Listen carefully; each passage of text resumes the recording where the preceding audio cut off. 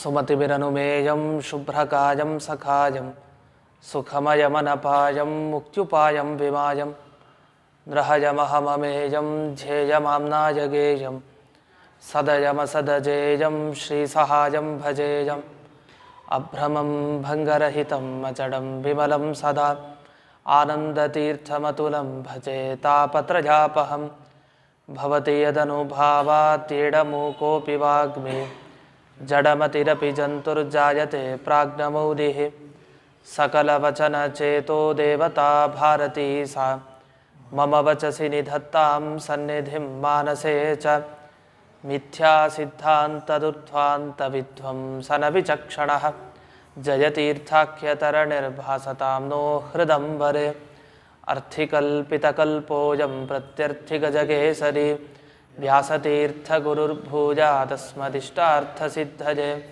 ಪೂಜ್ಯಾಯ ರಾಘವೇಂದ್ರಾಯ ಸತ್ಯಧರ್ಮರತಾಯ ಚ ಭಜತಾಂ ಕಲ್ಪವೃಕ್ಷಾಯ ನಮತಾಂ ಕಾಮಧೇನವೇ ತಪಸ್ವಾಧ್ಯಾಯ ಶುಶ್ರೂಷಾ ಕೃಷ್ಣಪೂಜಾರತಂ ಮುನಿಂ ವಿಶ್ವೇಶಮಿಷ್ಟದಂ ವಂದೇ ಪರಿವ್ರಾಟ್ ಚಕ್ರವರ್ತಿನಂ ಶ್ರೀಗುರುಭ್ಯೋ ನಮಃ ಹರಿ ಓಂ.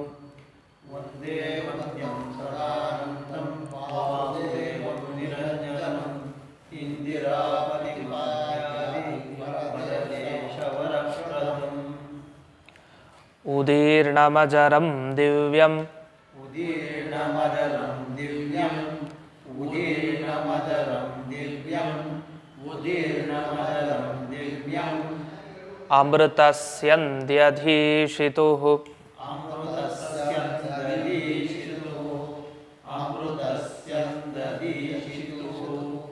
ಅಮೃತಸ್ಯಂದಧೀಷಿತುಃ ಆನಂದಸ್ಯ ಪದಂ ವಂದೇ ಆನಂದಸ್ಯ ಪರಂ ವಂದೇ ಆನಂದಸ್ಯ ಪರಂ ವಂದೇ ಆನಂದಸ್ಯ ಪದಂ ವಂದೇ ಬ್ರಹ್ಮೇಂದ್ರಾದ್ಯಭಿವಂದಿತಂ ಬ್ರಹ್ಮೇಂದ್ರಾಭ್ಯಭಿವಂದಿತಂ ಬ್ರಹ್ಮೇಂದ್ರಾಭ್ಯಭಿವಂದಿತಂ ಬ್ರಹ್ಮೇಂದ್ರಾಭ್ಯಭಿವಂದಿತಂ ಉದೀರ್ಣಮಜರಂ ದಿವ್ಯಂ ಅಮೃತಸ್ಯ ದೀಕ್ಷಿತುಃ ಆನಂದಸ್ಯ ಪರಂ ವಂದೇ ಬ್ರಹ್ಮೇಂದ್ರಾಭ್ಯಭಿವಂದಿತಂ.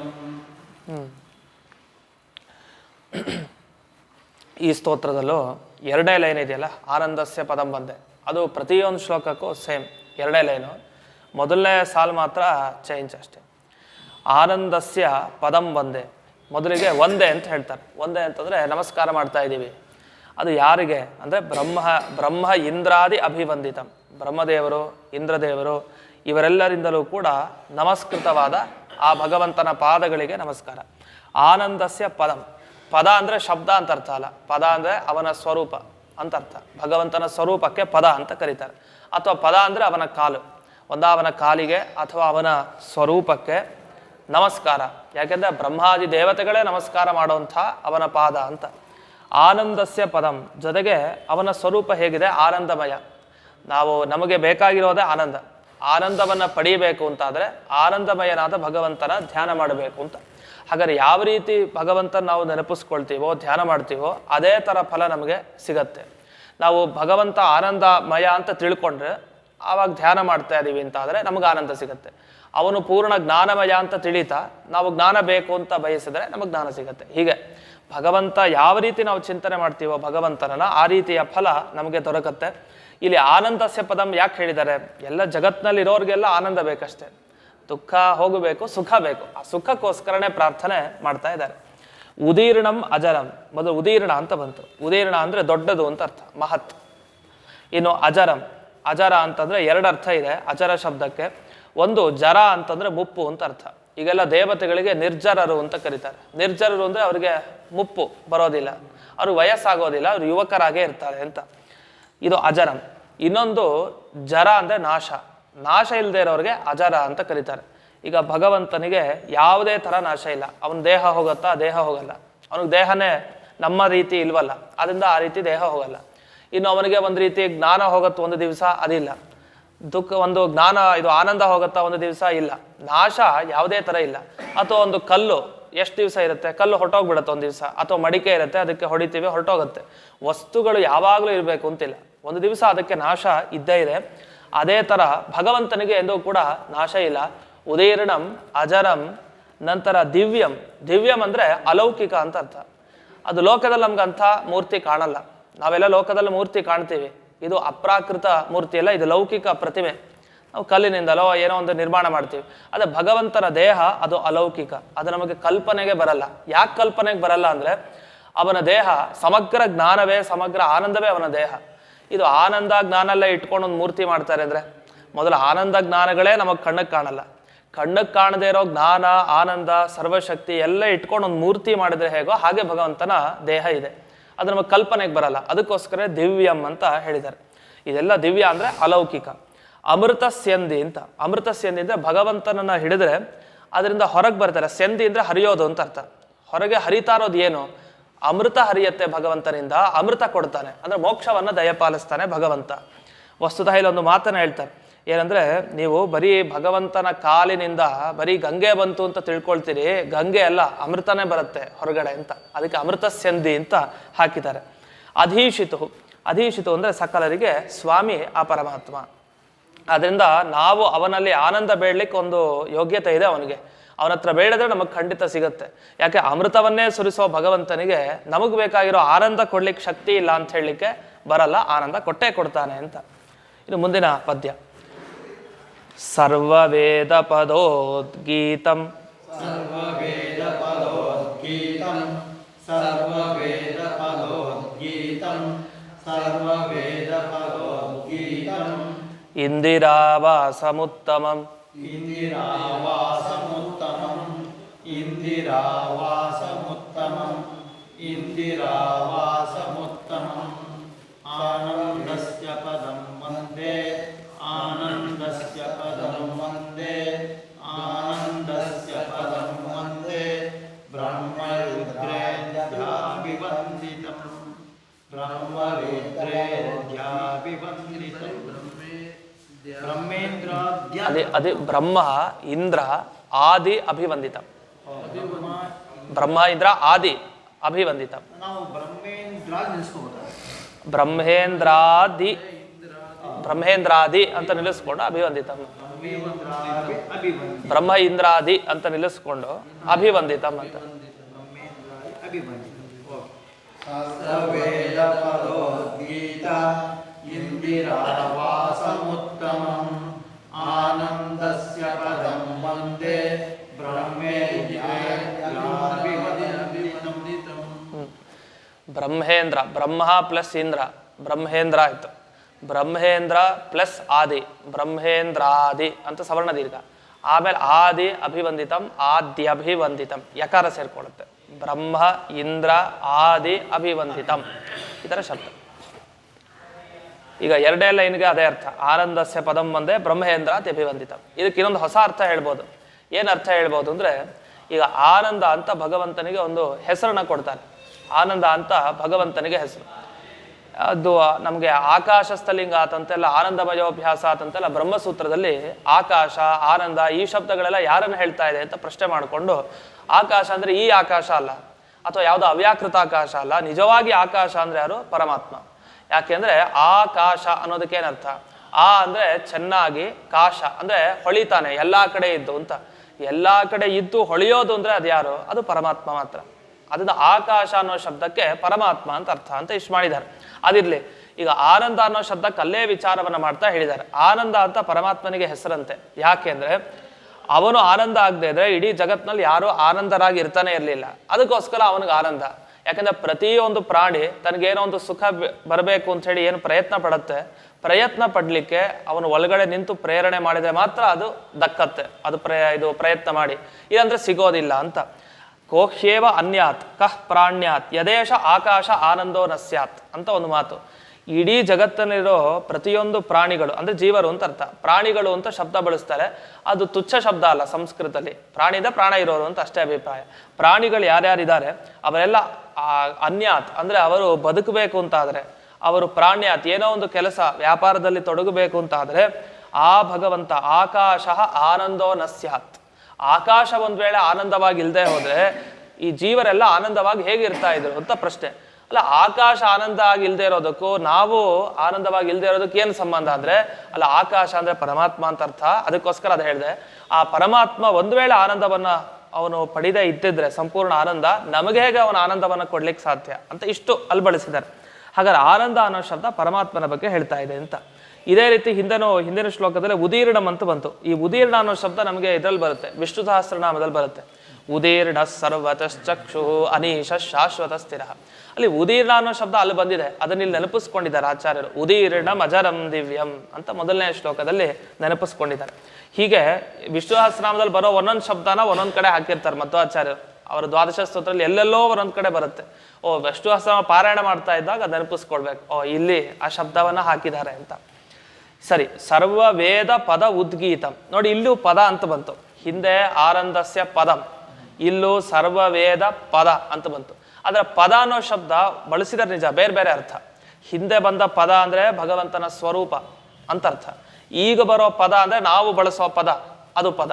ಅಂದ್ರೆ ಎಲ್ಲಾ ವೇದಗಳ ಪದಗಳೇನಿದೆ, ಶಬ್ದಗಳು, ಆ ಶಬ್ದಗಳಿಂದ ಉದ್ಗೀತಂ, ಚೆನ್ನಾಗಿ ಗಾನ ಮಾಡಿಸ್ಕೊಳ್ಳೋನು ಅಂತ ಅರ್ಥ.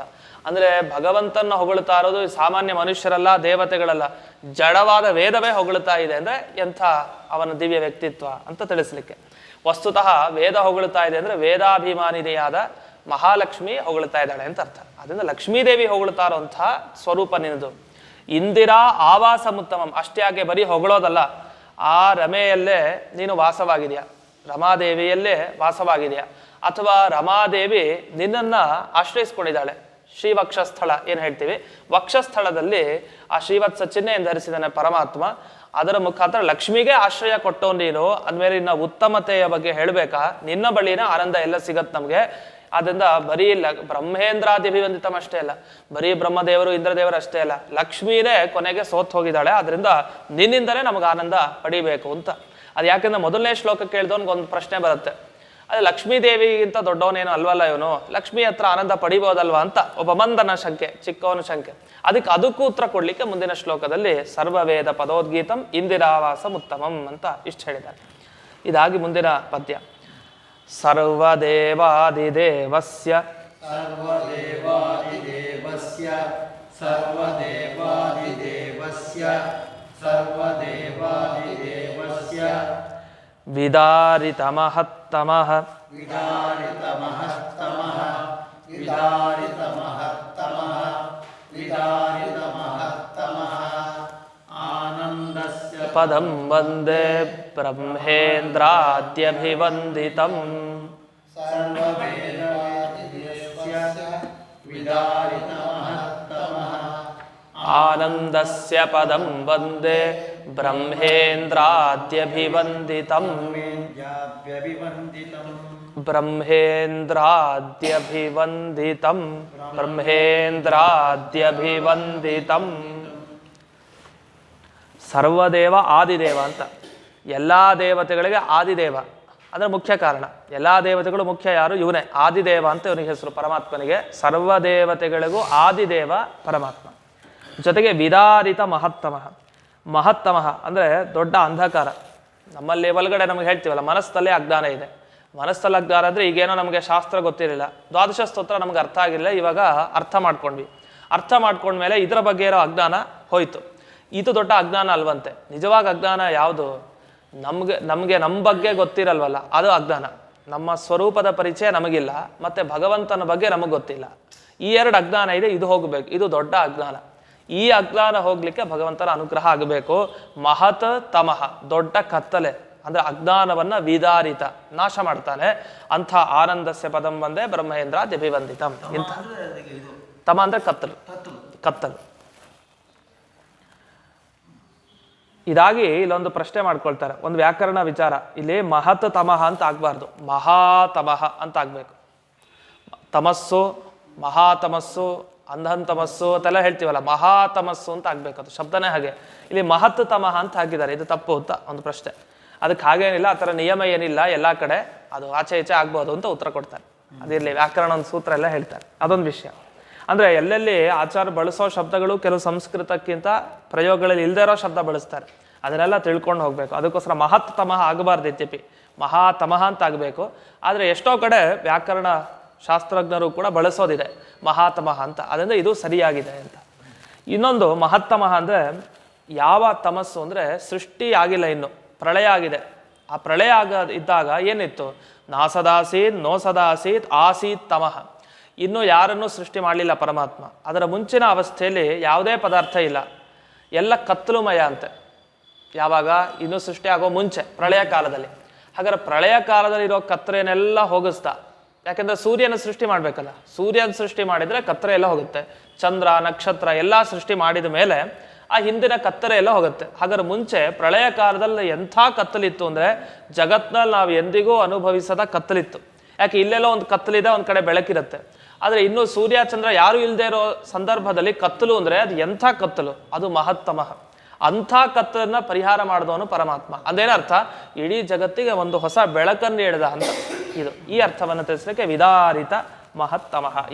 ಇಂತಹ ಅಂಥ ದೊಡ್ಡ ಕತ್ತಲೆಯನ್ನೇ ನಾಶ ಮಾಡೋ ನಿನಗೆ, ನನಗೆ ನಮ್ಮ ಕತ್ತಲೆಯನ್ನು ನಾಶ ಮಾಡಿ, ನಮ್ಮ ದುಃಖ ನಾಶ ಮಾಡಿ ಆನಂದ ಕೊಡದೇ ಇರ್ಲಿಕ್ಕೆ ಸಾಧ್ಯನಾ? ಕೊಡ್ತೀಯ ಅಂತ ಈ ಅರ್ಥದಲ್ಲಿ ಪ್ರಾರ್ಥನೆ. ಉದಾರಮಾದರಾತ್ ನಿತ್ಯಂ, ಉದಾರಮಾದರಾತ್ ನಿತ್ಯಂ, ಉದಾರಮಾದರಾತ್ ನಿತ್ಯಂ, ಅನಿತ್ಯಂ ಇಲ್ಲ ನಿತ್ಯಂ, ಅದು ಎರಡು ನಕಾರ ಇದೆ. ಆದರಾನ್ ನಿತ್ಯಂ ಎರಡು ನಕಾರ. ಉದಾರಮಾದರಾತ್ ನಿತ್ಯಂ ಅನಿಂದ್ಯಂ ಸುಂದರೀಪತೆ, ಅನಿಂದ್ಯಂ ಸುಂದರೀಪತೆ, ಅನಿಂದ್ಯಂ ಸುಂದರೀಪತೆ, ಅನಿತ್ಯಂ ಸುಂದರೀಪತೆ, ಆನಂದಸ್ಯ ಪದಂ ವಂದೇ ಬ್ರಹ್ಮರುದ್ರೇಂದ್ರಾಭಿವಂದಿತಂ. ಉದಾರಮಾದರಾತ್ ನಿತ್ಯಂ ಅನಿಂದ್ಯಂ ಸುಂದರೀಪತೆ, ಆನಂದಸ್ಯ ಪದಂ ವಂದೇ ಬ್ರಹ್ಮೇಂದ್ರಾದ್ಯಭಿವಂದಿತಂ. ಸರಿ ಆಯ್ತು, ಬ್ರಹ್ಮೇಂದ್ರಾದ್ಯಭಿವಂದಿತಂ. ಉದಾರಂ ಅಂತಂದ್ರೆ ಉದಾರವಾಗಿ ಅಂತ ಹೇಳ್ತೀವಲ್ಲ, ಉದಾರ ಭಾವನೆ ಇದೆ ಅಂತ. ಆ ಥರ ಉದಾರವಾಗಿದ್ದಾನೆ ಪರಮಾತ್ಮ ಅಂದರೆ ಬಹಳ ಕಾರುಣ್ಯ ಅಂತ ಒಂದು. ಉದಾರ ಅಂದರೆ ತುಂಬ ದೊಡ್ಡ ಸ್ವರೂಪ ಅಂತ, ದೊಡ್ಡದು. ಅವನಲ್ಲಿ ಏನೇ ಹೇಳಿದ್ರು ಅದು ದೊಡ್ಡದು ಅಂತ. ಯಾಕೆ, ಅವನು ಇರೋದೆಲ್ಲ ಗುಣ. ಅವನು ಸರ್ವಜ್ಞತ್ವ ಇದೆಯಾ ಅದು ದೊಡ್ಡದು, ಸರ್ವಶಕ್ತಿ ಇದೆಯಾ ಅದು ದೊಡ್ಡದು, ಎಲ್ಲ ಪೂರ್ತಿ ಗುಣ ಇದೆ ಅಂತ. ಉದಾರಂ. ಆದರ ಅಂದರೆ ಭಕ್ತಿಯಿಂದ ಅಂತ ಅರ್ಥ. ಅದು ಹೇಗೆ, ಸಾಷ್ಟಾಂಗ ಪೂರಕವಾದ ನಮಸ್ಕಾರ, ಗೌರವದಿಂದ ಮಾಡ್ತೀವಲ್ಲ ಅದು ಆದರದ ನಮಸ್ಕಾರ, ಆಸಕ್ತಿಯಿಂದ ಮಾಡೋದು. ನಿತ್ಯಂ ಅನಿಂದ್ಯಂ, ಅವನನ್ನು ಯಾವುದೇ ಒಂದು ಕ್ಷಣದಲ್ಲೂ ಕೂಡ ನಿಂದ್ಯ ಅಲ್ಲ ಅವನು. ನಿಂದ್ಯ ಅಂದರೆ ಬೈಲಿಕ್ಕೆ ಯೋಗ್ಯ ಅಂತ ಅರ್ಥ. ಅನಿಂದ್ಯ ಅಂದರೆ ನಿಂದನೆ ಮಾಡೋ ಹಾಗಿಲ್ಲ, ಒಂದು ಕ್ಷಣದಲ್ಲೂ ಕೂಡ ಅವನು ನಿಂದನೆ ಮಾಡೋ ಹಾಗಿಲ್ಲ. ಏನು ಮಾಡಿದ್ರು ಅದಕ್ಕೊಂದು ಕಾರಣ ಅವನ ಹಿಂದೆ ಇದ್ದೇ ಇರುತ್ತೆ.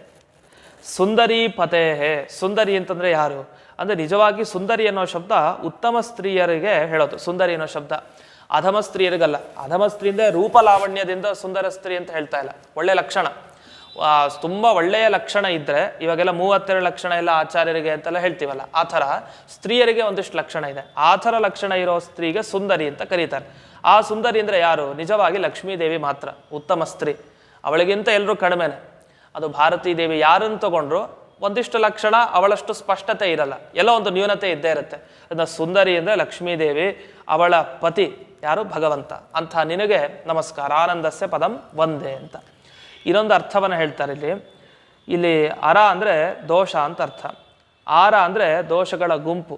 ಯಾರಿಂದ ಈ ದೋಷಗಳ ಗುಂಪು ಹೊರಗೆ ಹೋಗಿದೆಯೋ ಅವನಿಗೆ ಉದಾರ ಅಂತ ಕರೀತಾರೆ. ನಾರಾಯಣ ಅಂತ ಕರಿತೀವಲ್ಲ, ನಾರ ಅಂದರೆ ಅರ ಅಂದರೆ ದೋಷ, ನಾರ ಅಂದರೆ ದೋಷ ಇಲ್ಲದೇ ಇರೋನು ಅಂತ ಅರ್ಥ, ನಾರಾಯಣ ಅಂತ ಕರಿತೀವಿ. ಹಾಗೆ ಉತ್ ಆರ, ಅರ ಅಂದರೆ ದೋಷ, ಆರ ಅಂದರೆ ದೋಷಗಳ ಗುಂಪು, ಉದ್ಗತ ಅಂದರೆ ಅದರಿಂದ ಹೊರಕ್ಕೆ ಹೋಗಿದೆ ಅಂತ, ಉದಾರ ಅಂತ ಇದು ಅರ್ಥವನ್ನು ಹೇಳ್ತಾರೆ. ಮುಂದಿನ ಶ್ಲೋಕ. ಇಂದೀವರೋದರ ನಿಭಂ, ಇಂದೀವರೋದರ ನಿಭಂ, ಇಂದೀವರೋದರ ನಿಭಂ, ಇಂದೀವರೋದರ ನಿಭಂ, ಸುಪೂರ್ಣಂ ವಾದಿಮೋಹದಂ, ಸುಪೂರ್ಣಂ ವಾದಿಮೋಹದಂ, ಸುಪೂರ್ಣಂ ವಾದಿಮೋಹದಂ, ಸುಪೂರ್ಣಂ ವಾದಿಮೋಹದಂ, ಆನಂದಸ್ಯ ಪದಂ ವಂದೇ ಬ್ರಹ್ಮೇಂದ್ರಾದ್ಯಭಿವಂದಿತಂ. ಇಂದೀವರೋದರ ನಿಭಂ ಸುಪೂರ್ಣಂ ವಾದಿಮೋಹದಂ ದಸ್ಯ ಪದಂ ವಂದೇ ಬ್ರಹ್ಮೇಂದ್ರಾದ್ಯಭಿವಂದಿತಂ. ಇಂದೀವರ ಉದರ ನಿಭಂ. ಇಂದೀವರ ಅಂದರೆ ಕನ್ನೈದೆಲೆ ಅಂತ. ಈ ಕಮಲ ಕನ್ನೈದೆಲೆ ಅಂತೆಲ್ಲ ಕೇಳ್ತೀವಲ್ಲ, ಕನ್ನೈದೆಲೆ ಅಂದರೆ ಕಪ್ಪು. ಆ ಕಪ್ಪಾದ ನೈದೆಲೆ ಹೂವನ್ನು ತಗೊಳ್ಬೇಕು. ಅದರ ಮಧ್ಯಭಾಗ ನೋಡಿದರೆ ಆ ಹೂವಿನ ಮಧ್ಯಭಾಗ ಎಷ್ಟು ಚೆನ್ನಾಗಿರುತ್ತೋ ಆ ಥರ ಭಗವಂತನ ನಿಭ ಕಾಂತಿ ಇದೆ ಅಂತ. ಹಾಗಾದ್ರೆ ಒಂದು ಹೂವಿನ ಪರಿಚಯ ಮಾಡಿಕೊಂಡ್ರೆ ಆ ಕನ್ನೈದೆಲೆ ಹೂ ಹತ್ರ ಹೋಗಿ ಅದರ ಮಧ್ಯಭಾಗ ಹೇಗಿದೆ ಅಂತ ನೋಡಿದ ಮೇಲೆ ಅದರ ಕಾಂತಿ ನೆನಪಿಸ್ಕೊಂಡು ಭಗವಂತ ಕಾಂತಿ ಈ ಥರ ಇದೆ ಅಂತ. ಇನ್ನು ಸುಪೂರ್ಣಂ, ಅವನ ಎಲ್ಲ ಗುಣಗಳಿಂದ ಪೂರ್ಣ, ಸುಪೂರ್ಣಂ, ಚೆನ್ನಾಗಿ ತುಂಬಿಕೊಂಡಿದ್ದಾನೆ. ವಾದಿ ಮೋಹದಂ, ವಾದಿಗಳು ಅಂತಂದರೆ ಯಾರ್ಯಾರು ಈ ಭಗವಂತನೇ ಇಲ್ಲ ಅಂತೆಲ್ಲ, ಈ ಸ್ವರ್ಗ ಇಲ್ಲ ನರಕ ಇಲ್ಲ ಯಾವುದೂ ಇಲ್ಲ ಅಂತ ಏನು ಹೇಳ್ತಾರೆ ಅತೀಂದ್ರಿಯ ವಸ್ತುಗಳ ಬಗ್ಗೆ, ಅವರಿಗೆಲ್ಲ ಮೋಹಂ ದದಾತಿ, ಅಜ್ಞಾನವನ್ನು ಕೊಡ್ತಾನೆ, ಅವ್ರ ಅಂಧನ್ ತಮಸ್ಸಿಗೆ ಹಾಕ್ತಾನೆ ಅಂಥವ್ರನ್ನ ಅಂತ. ಇದು ವಾದಿ ಮೋಹ ದ ಅನ್ನೋ ಶಬ್ದಕ್ಕೆ ಅರ್ಥ. ಅಥವಾ ಇಂದೀವರ ಅನ್ನೋ ಶಬ್ದಕ್ಕೆ ಸಾಮಾನ್ಯವಾಗಿ ಕಮಲ ಅಂತ ಅರ್ಥ. ಅದು ಕನ್ನೈದೆಲೆ, ಕಪ್ಪಾದ ಕನ್ನೈದೆಲೆ ಅಂತ ಅರ್ಥ ಅಲ್ಲ. ಇಂದೀವರ ಅಂದರೆ ಕಮಲ ಅಂತಾನೆ ಅರ್ಥ. ಆ ಕಮಲದ ಉದರ ಭಾಗ ಏನಿದೆ ಅದರಂತೆ ಪರಮಾತ್ಮ ಇದ್ದಾನೆ ಅಂತ. ಅಷ್ಟು ಕೋಮಲ ಅಂತ, ಅಷ್ಟು ಸುಂದರ ಕೋಮಲ ಎರಡು ಗುಣವನ್ನು ತಗೊಳ್ಬೇಕು. ಅದರಿಂದ ನಾವು ಮೊದಲು ಈ ಶಾಸ್ತ್ರ ಓದಬೇಕಾದ್ರೆ ಹೂವಿನ ಪರಿಚಯ ಚೆನ್ನಾಗಿರ್ಬೇಕು. ಹೂವಿನ ಪರಿಚಯ ಚೆನ್ನಾಗಿದ್ದಷ್ಟು ಇದ್ರ ಥರ ಅಂತ ಒಂದು ಕಲ್ಪನೆಗೆ ಬರುತ್ತೆ. ಇನ್ನು ಇಂದಿ ಅಂತಂದ್ರೆ ಇನ್ನೊಂದು ಅರ್ಥ ಹೇಳ್ತಾರೆ. ಇಂದಿ ವರೋದರ ನಿಭ ಅನ್ಲಿಕ್ಕೆ, ಇಂದಿ ಅಂದರೆ ಲಕ್ಷ್ಮೀ ದೇವಿಗೆ ಹೆಸರಂತೆ. ಇಂದಿ ಅಂತ ದೀರ್ಘ, ಅವಳಿಗೆ ವರ ಅಂದರೆ ವರ ಕೊಡೋನು ಅಂತ ಅರ್ಥ. ಇನ್ನು ಉದರ ನಿಭಂ ಅಂದರೆ ಒಳ್ಳೆಯ ಕಾಂತಿ, ದೋಷ ಇಲ್ಲದೆ ಇರುವಂಥ ಕಾಂತಿ ಅವನದು. ಈಗ ಕೆಲವರೆಲ್ಲ ಲಕ್ಷಣವಾಗಿ ಇರ್ತಾರೆ, ಲಕ್ಷಣವಾಗಿದ್ರು ಯಾವುದೋ ಒಂದು ಕಪ್ಪು ಮಚ್ಚೆನೋ ಏನೋ ಬಂದ್ಬಿಟ್ರೆ ಅದು ಲಕ್ಷಣ ಅಲ್ಲ, ಅದು ಹೋಯ್ತು, ಒಂದು ನ್ಯೂನತೆ ಅಂತ ಅರ್ಥ. ಆದರೆ ಪರಮಾತ್ಮನಿಗೆ ಹಾಗಲ್ಲ. ಅವನು ಒಂದು ಕಡೆ ನೋಡಿದ್ರು ಒಂದು ಚೂರು ಕೂಡ, ಯಾವುದೇ ಒಂದು ಚೂರು ಸಣ್ಣ ಮಚ್ಚೆನೂ ಕೂಡ ಇಲ್ಲ, ಅಷ್ಟು ಸುಂದರವಾಗಿ ಪರಮಾತ್ಮ ಇದ್ದಾನೆ ಅಂತ. ಇದು ಉದರ ನಿಭಂ ಅನ್ನೋದಕ್ಕೆ ಅರ್ಥ. ಇದಾಗಿ ಮುಂದಿನ ಶ್ಲೋಕ. ದಾತೃ ಸರ್ವಾಮರೈಶ್ವರ್ಯ ಧಾತೃ ಸರ್ವಾಮರೈಶ್ವರ್ಯ ಧಾತೃ ಸರ್ವಾಮರೈಶ್ವರ್ಯ ಧಾತೃ ಸರ್ವಾಮರೈಶ್ವರ್ಯ ವಿಮುಕ್ತ್ಯಾದೇರಹೋವರಂ ವಿಮುಕ್ತ್ಯಾದೇರಹೋವರಂ ವಿಮುಕ್ತ್ಯಾದೇರಹೋವರಂ ವಿಮುಕ್ತ್ಯಾದೇರಹೋವಯಂ ಆನಂದಸ್ಯ ಪದಂ ವಂದೇ ಬ್ರಹ್ಮೇಂದ್ರಾದ್ಯಭಿವಂದಿತಂ. ದಾತೃ ಸರ್ವಾಮರೈಶ್ವರ್ಯ ವಿಮುಕ್ತ್ಯಾದೇರಹೋವರಂ ಆನಂದಸ್ಯ ಪದಂ ವಂದೇ ಬ್ರಹ್ಮೇಂದ್ರಾದ್ಯಭಿವಂದಿತಂ. ದಾತೃ ಅಂತ, ದಾತೃ ಅಂದರೆ ಕೊಡೋ ಸ್ವಭಾವ, ದಾನಶೀಲ. ಅವನು ದಾನ ಸ್ವಭಾವ ಜಾಸ್ತಿ ಪರಮಾತ್ಮನಿಗೆ ಅಂತ. ಯಾಕೆಂದ್ರೆ ಒಬ್ರಿಗಲ್ಲ ಇಬ್ರಿಗಲ್ಲ, ಅನಂತ ಜೀವರಾಶಿಗಳಿಗೆ ದೇಹ ದಾನ ಮಾಡಿದ್ನಲ್ಲ, ಈ ಥರ ದಾನ ಯಾರು ಮಾಡ್ಲಿಕ್ಕೆ ಸಾಧ್ಯ ಇಲ್ಲ. ಆದ್ರಿಂದ ಪರಮಾತ್ಮನ ಥರ ಯಾರೂ ಕೂಡ ದಾನ ಮಾಡ್ಲಿಕ್ಕೆ ಸಾಧ್ಯ ಇಲ್ಲ. ದಾತೃ ಅಂತ ಕರೀತಾರೆ. ಹಾಗೆ ಅವನ ಥರ ಕಿತ್ಕೊಳ್ಳಿಕ್ಕೂ ಯಾರ ಕೈಲೂ ಸಾಧ್ಯ ಇಲ್ಲ. ಬಲಿ ಚಕ್ರವರ್ತಿಯ ಕೈಲಿ ಕಿತ್ಕೊಂಡ, ಎಲ್ಲ ಕಿತ್ಕೊಂಡ. ಕೊಡೋದು ಅವನಷ್ಟು ಕೊಡ್ಲಿಕ್ಕೆ ಸಾಧ್ಯ ಇಲ್ಲ, ಕಿತ್ಕೊಳ್ಳೋದು ಅವನಷ್ಟು ಕಿತ್ಕೊಳ್ಳಿಕ್ಕೆ ಸಾಧ್ಯ ಇಲ್ಲ. ಅಷ್ಟು ಎರಡು ನೀವು ಅಂತ ಎರಡೂ ಮಾಡ್ತಾರೆ. ಸರ್ವ ಅಮರ ಅಂದ್ರೆ ಎಲ್ಲ ಅಮರ. ಅಮರರು ಅಂದ್ರೆ ಮರಣ ಇಲ್ಲದೆ ಇರೋರು, ಅಂದ್ರೆ ದೇವತೆಗಳು. ಎಲ್ಲಾ ದೇವತೆಗಳಿಗೆ ಎರಡು ಕೊಡ್ತಾನೆ. ಒಂದು ಐಶ್ವರ್ಯ ಕೊಡ್ತಾನೆ, ಒಂದು ಮುಕ್ತಿ ಕೊಡ್ತಾನೆ. ಐಶ್ವರ್ಯ ಅಂದ್ರೆ ಅವ್ರಿಗೆ ಪದವಿ, ಇಂದ್ರದೇವರಿಗೆ ಇಂದ್ರ ಪದವಿ, ಬ್ರಹ್ಮದೇವರಿಗೆ ಬ್ರಹ್ಮ ಪದವಿ. ಆ ಪದವಿ ಅಷ್ಟೇ ಕೊಟ್ಟು ನಿಲ್ಲಿಸೋದಿಲ್ಲ, ಮುಂದೆ ವಿಮುಕ್ತಿ, ಮೋಕ್ಷದ ತನಕ ಅವರಿಗೆ ಕರ್ಕೊಂಡು ಹೋಗ್ತಾನೆ. ಬರೀ ಮೋಕ್ಷ ಪದವಿ ಅಷ್ಟೇ ಅಲ್ಲ, ಅಲ್ಲಿ ಬೇಕಾದ ಆದಿ ಅಂದ್ರೆ ಆನಂದ ಏನಿದೆ, ಬರೀ ಮೋಕ್ಷಕ್ಕೋಗಿ ಕೂಡಿಸಿದ್ರೆ ಉಪಯೋಗ ಇಲ್ಲ. ಅಲ್ಲಿ ಸಿಗಬೇಕಾದ ಆನಂದ ಚೆನ್ನಾಗಿ ಕೊಡಿಸ್ತಾ ಹೋಗ್ತಾರೆ. ಇಷ್ಟು ಭಗವಂತನ ಕೆಲಸ. ಮೋಕ್ಷದ ಆನಂದ ಕೊಡಿಸ್ತಾನೆ ಅಂದಮೇಲೆ ಅಹೋ ಆಶ್ಚರ್ಯ, ಅಂಥ ಆನಂದ ನಮಗೆಲ್ಲೂ ನೋಡೋದೇ ಇಲ್ಲ, ನಮಗೆ ಪರಿಚಯನೂ ಇಲ್ಲ. ಬರೀ ಶಬ್ದದಿಂದ ಕಿವಿಯಿಂದ ಶಬ್ದವನ್ನು ಕೇಳ್ತೀವಿ ಅಷ್ಟೇ ಹೊರತು ನಿಜವಾಗಿ ಆನಂದದ ಪರಿಚಯ ಇಲ್ಲ. ಅಂಥ ಆನಂದದ ಲವಲೇಶ ಕೊಟ್ಟರು ಸಾಕು ಸಂಸಾರದಲ್ಲಿ. ಅಂಥ ಆನಂದವನ್ನು ಕೊಟ್ಟು ನಮ್ಮನ್ನು ಉದ್ಧಾರ ಮಾಡು. ಅಹೋ ವರಂ, ಅಂಥ ಉತ್ತಮನಾದ ವ್ಯಕ್ತಿ ನೀನು ಅಂತ. ದೂರಾತ್ ದೂರತರಂ ಯತ್ತು,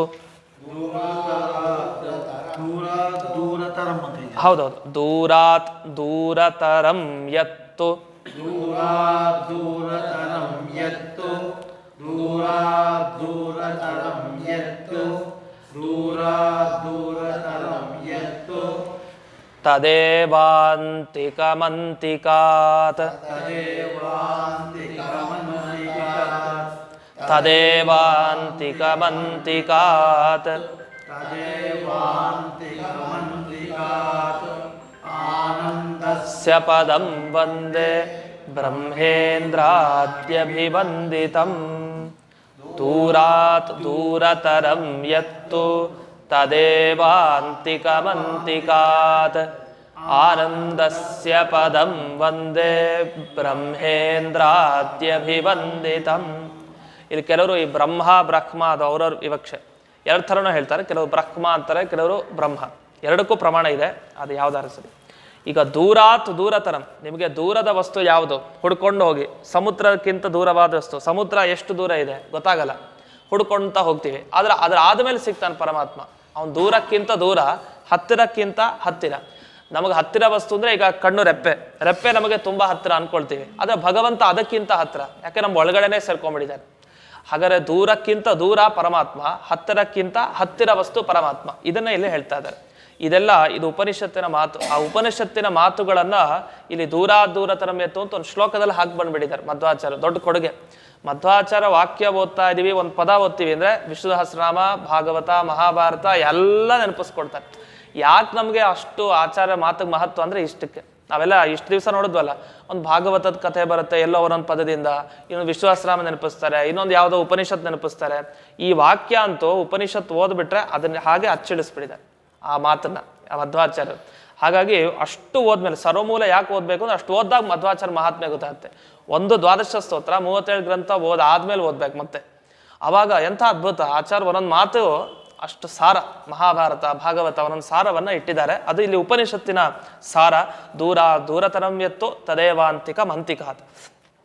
ಅಂತಿಕ ಅನ್ನೋ ಶಬ್ದಕ್ಕೆ ಹತ್ತಿರ ಅಂತ ಅರ್ಥ. ಹತ್ತಿರದ ವಸ್ತುವಿಗಿಂತಲೂ ಹತ್ತಿರ, ದೂರಕ್ಕಿಂತಲೂ ದೂರ.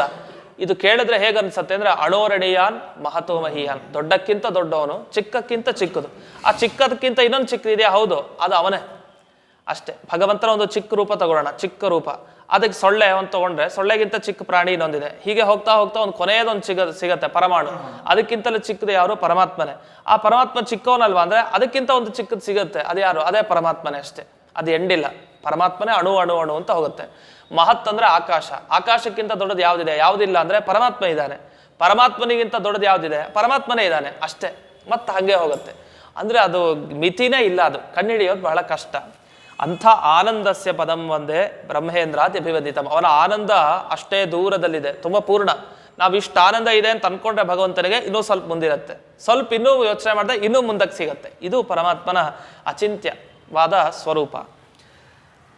ಪೂರ್ಣ ಸರ್ವಗುಣೈಕಾರ್ಣಂ ಪೂರ್ಣ ಸರ್ವಗುಣೈಕಾರ್ಣಂ ಪೂರ್ಣ ಸರ್ವಗುಣೈಕಾರ್ಣಂ ಪೂರ್ಣ ಸರ್ವಗುಣೈಕಾರ್ಣಂ ಅನಾದ್ಯಂತಂ ಸುರೇಶಿತುಃ ಅನಾದ್ಯಂತಂ ಸುರೇಶಿತುಃ ಅನಾದ್ಯಂತಂ ಸುರೇಶಿತುಃ ಅನಾದ್ಯಂತಂ ಸುರೇಶಿತುಃ ಆನಂದಸ್ಯ ಪದಂ ವಂದೇ ಬ್ರಹ್ಮೇಂದ್ರಾದ್ಯಭಿವಂದಿತಂ ಪೂರ್ಣ ಸರ್ವಗುಣೈಕಾರ್ಣಂ ಅನಾದ್ಯಂತ ಸುರೇಶಿತುಃ ಆನಂದಸ್ಯ ಪದಂ ವಂದೇ ಬ್ರಹ್ಮೇಂದ್ರಾದ್ಯಭಿವಂದಿತಂ.